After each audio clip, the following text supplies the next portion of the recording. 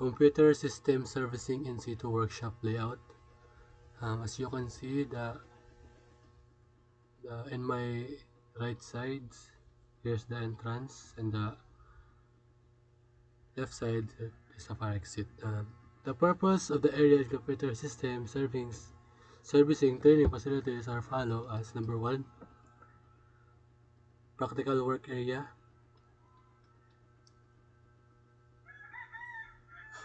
Practical work area. This is where learners acquire the skills and knowledge component of the competencies prescribe the standard. It involves hands-on work on specific tasks related to computer system servicing. Sa Station 1, nag-i-install and nag-configure sila ng computer system. Sa Stations 2 is nag-set up ng computer networks.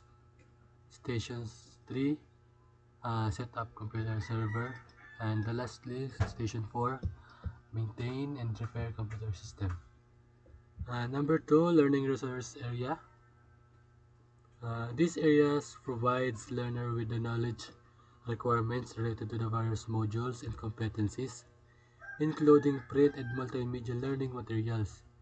It supports planning and self-paced learning. Kumbaga po, dito nagtuturo yung assessor nila kung paano yung mga pasunod-sunod.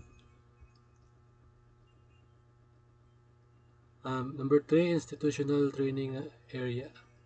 Institutional assessment area. The place where recognition or prior learning is done and competency completion is assessed.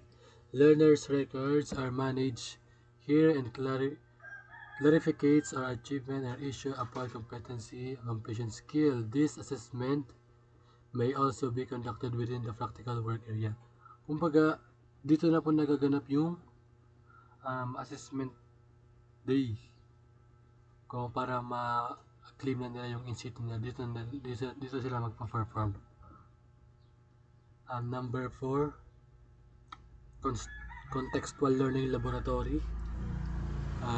It ensures fundamental knowledge such as science, math, and communication principles related to the technologies are provided to learners. This underpins the practical skills with relevant theory. Number 5, quality control area. In an area where various tests, including metrology, calibration, and in-process quality control are conducted to ensure standard in servicing and repair. Number 5, trainer resources center. House learning materials, training regulation, and curriculum. Exemplify. It is also where instructor develop and produce courseware or training materials. Number 7, distance learning area. Enhance accessibility by providing learning outside the physical training institution through print or non-print media supporting flexible learning delivery.